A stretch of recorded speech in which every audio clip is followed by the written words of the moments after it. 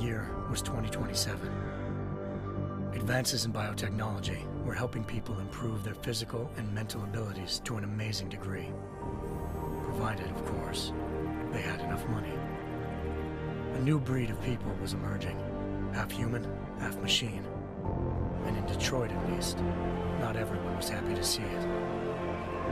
I'd just landed a job as head of security at Sarif Industries, a cutting-edge biotech firm. David Sarif himself handpicked me for the job, said he needed me to keep his people safe. My ex, Megan Reed, was one of them. Brilliant neuroscientist, Megan had found a way to make augmentations safe and affordable for everyone.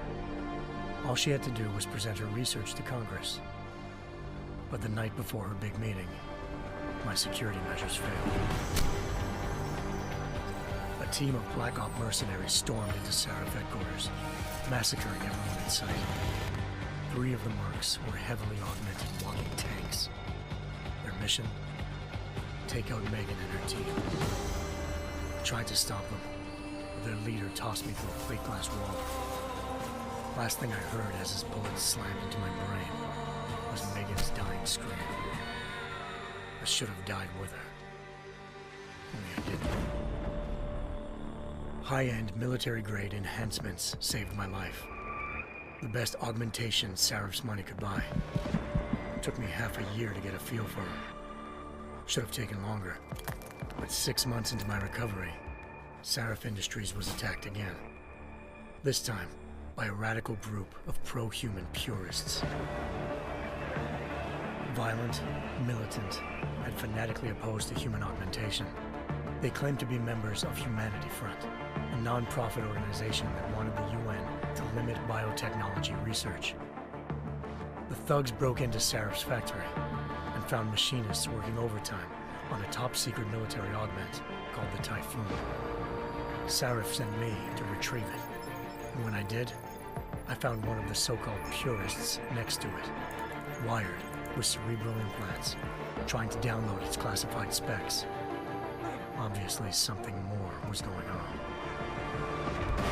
The Aug killed himself before I could question him.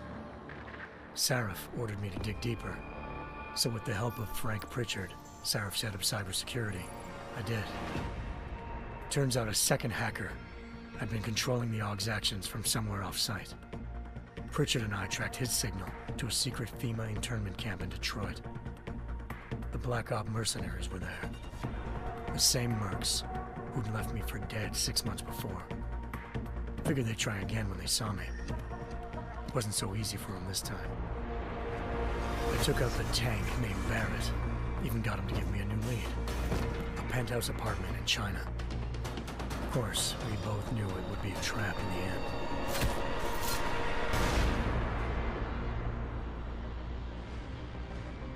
Hengsha Island, China. Home to a city so crowded, they had to build a second city on top of it. Trying to find clues in Hengsha wouldn't be easy. Lucky for me, I wasn't alone. Farida Malik, Sarif Industries' ace pilot, had lived in Hengsha before. A good person to have on your side. She knew enough about the place to get me around. Malik dropped me in the lower city, close to the penthouse Barrett had told me about.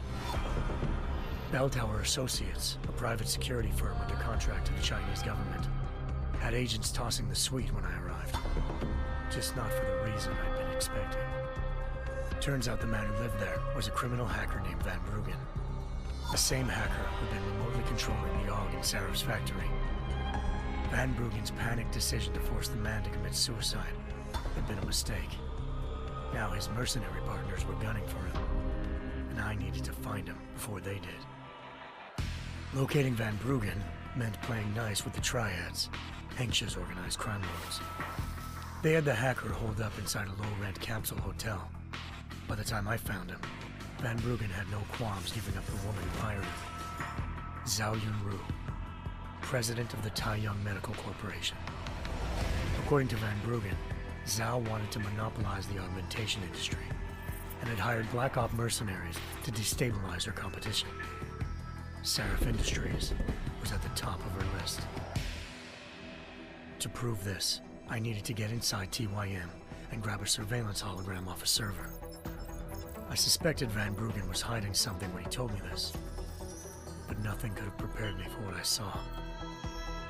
Megan wasn't dead.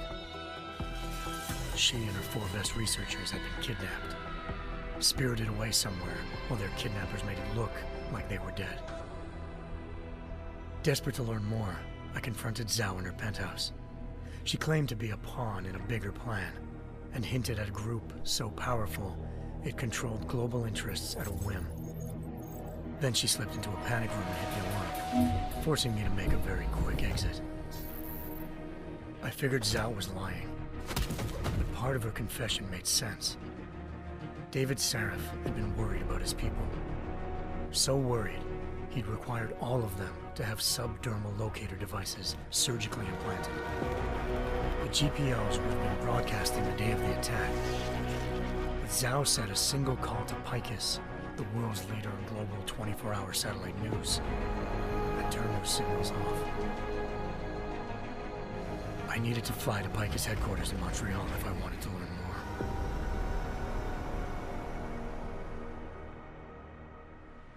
Eliza Cassan, Picus Communications' First Lady of News.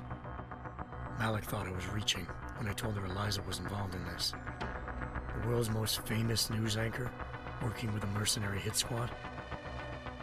But when I confronted Cassan in her office, she freely admitted to jamming Detroit's satellites the night Megan's team had been taken.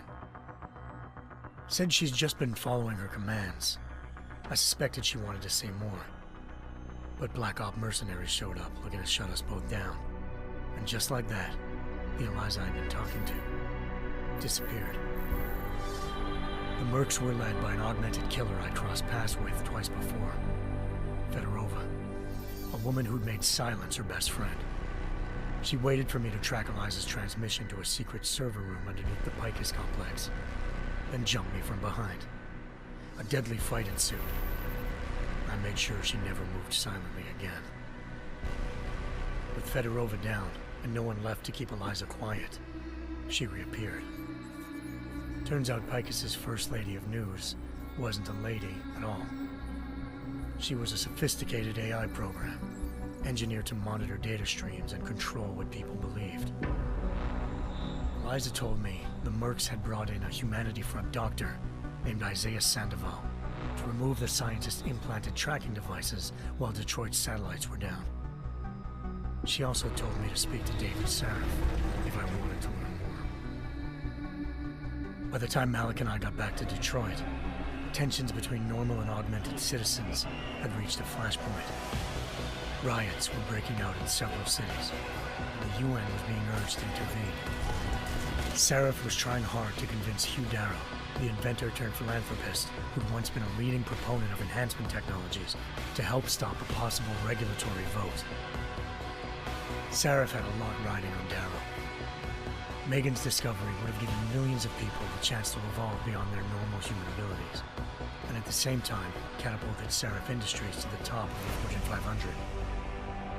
According to Sarif, Megan's kidnappers knew this, and didn't want people evolving unless they controlled how it was done. He called his enemies Illuminati, and urged me to keep searching. Determined to do so, I tracked down Sandoval via America's most outspoken augmentation opponent, Bill Taggart, Sandoval's boss and founder of Humanity Front. Sandoval admitted to operating on Megan's team when I confronted him, but said he hadn't removed their GPLs. He'd merely switched them to a different frequency. Pritchard was able to trace one of the signals to China. Malik and I immediately took off in pursuit. Unfortunately, the Illuminati were one step ahead.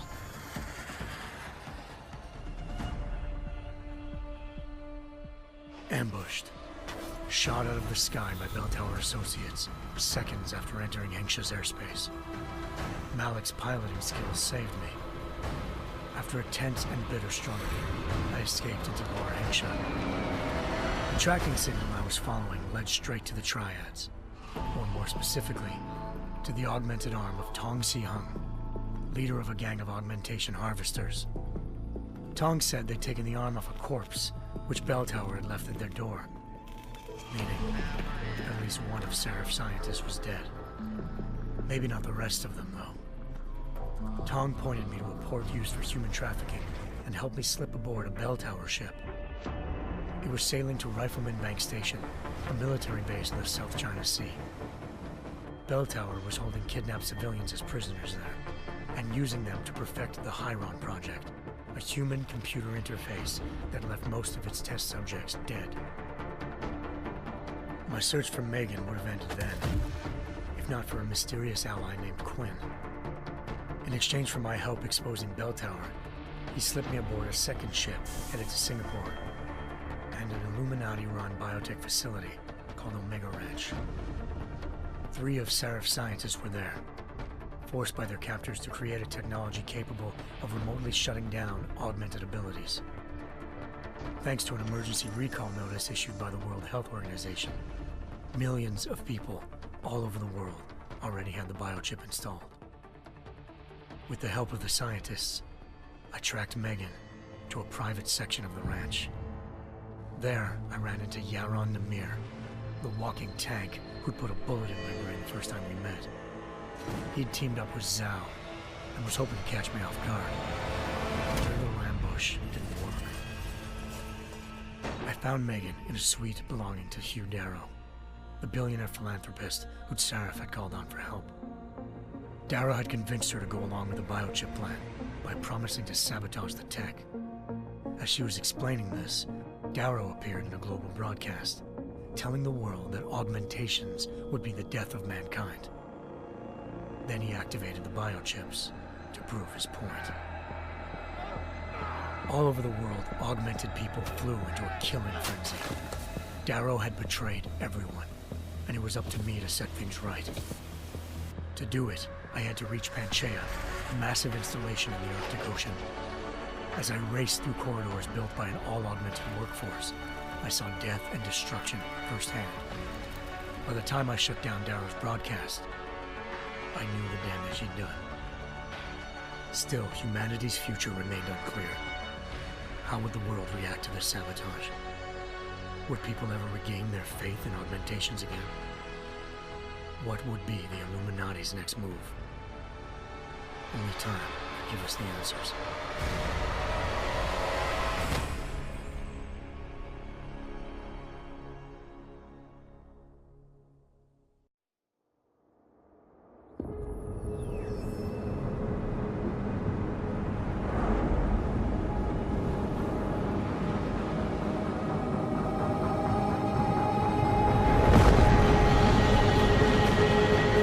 I once thought I could save the world. Now look at it.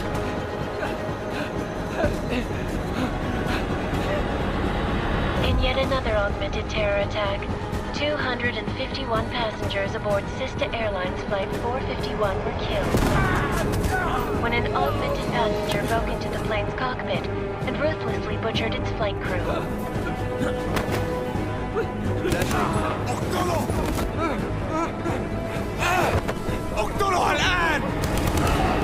Details recovered from the black box recorder suggest that the man may have been suffering flashbacks to the Aug incident. That horrible day 2 years ago when augmented people all over the world flew into a psychotic killing spree, causing the greatest loss of life in recent history. Sometimes, you just have to let go and embrace what you've become. Not gonna go all wonky on us now, Hansa, are ya? Well, if I do, McCready, I guarantee you'll never see it coming. Agent Jensen! Am I gonna have a problem with you? No, sir. No reason to assume you would. Good, because you are the only augmented operative on this team, and I intend to make good use of you. Listen up, all of you. We got a sandstorm barreling down our ass and we can't afford to make mistakes. We're going after this man, an arms dealer named Shepard. He's ex-Bell Tower, one of the Special Forces commanders who disappeared during the incident. And he's come out of hiding. That cannot be good. It's not. He's selling weapons and military-grade augments to terrorists. This is Aran Singh, the undercover agent who lured Shepard out of his hole. Best you see Interpol's got. For 3 years he's worked hard to get in tight with the Jinn, an Iraqi smuggling cartel that's infected the Eastern Hemisphere like a plague. Last week, our arms dealer sent a message to the Jinn, offering to sell them a shitload of black market merchandise dirt cheap. They told Singh to handle the buy. They're not gonna like it when Interpol disrupts their party. Singh's cover really that good? It is right now. We need to keep it that way. This is where the deal's going down. A half-finished high-rise hotel that's been abandoned ever since the incident. It's not a pretty picture inside. Let me guess. Most of the laborers were augmented with heavy-duty industrial rigs. So when the incident hit, and they all went schizo, things got gruesome real fast. And no one, except for some homeless junkies, have been inside the place ever since. So what's the plan, Director? Singh's meeting Shepard on the ground floor, inside the hotel's main atrium. He sent the bulk of his Jinn crew to the penthouse levels to secure a vantage point. I want McCready's team to take up positions overlooking the atrium and make the arrest. Jensen, you're going in solo from the roof. My objectives? Keep the Jinn from joining the party. As far as we can tell, only one route connects the atrium to the penthouse level, a halfway decent elevator shaft. Here. I want you to block access to it. Fine. Just cut me loose. Do you plan on relying solely on your augments for this one? I'd recommend taking a little hardware, just to be sure.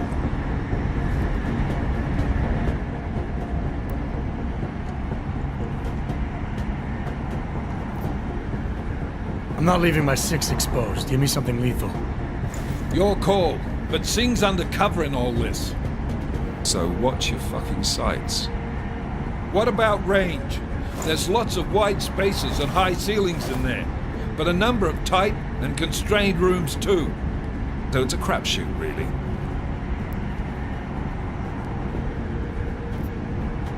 Well, I'm not looking to play dice with anyone in there. Give me something with distance. Your call. Less chance of being seen and compromising Singh that way. One last thing, Jensen. Singh said the Jinn are using some sort of portable Wi-Fi device to boost communications. He's got a better chance of maintaining cover if you disable it. We'll keep an eye out for it.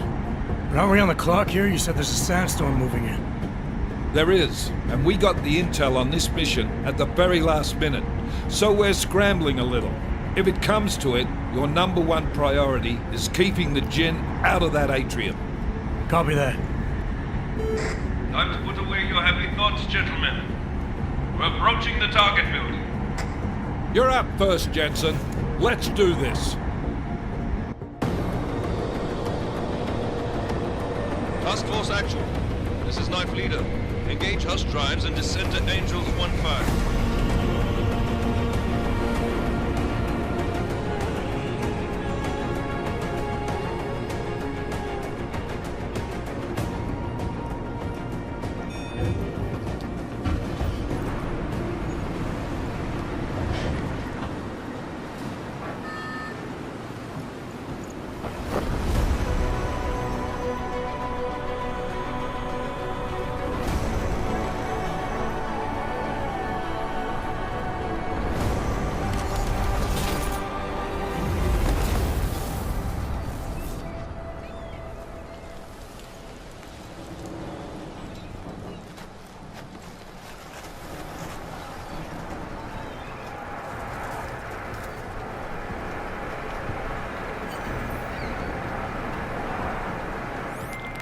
Team leader, this is Jensen. I'm on the roof.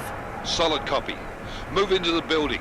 The access route you need to block is at the far end of the penthouses. And keep in mind, the direct route might not be the easiest one. Roger that. McCready will advise once his team is on the ground. Miller out.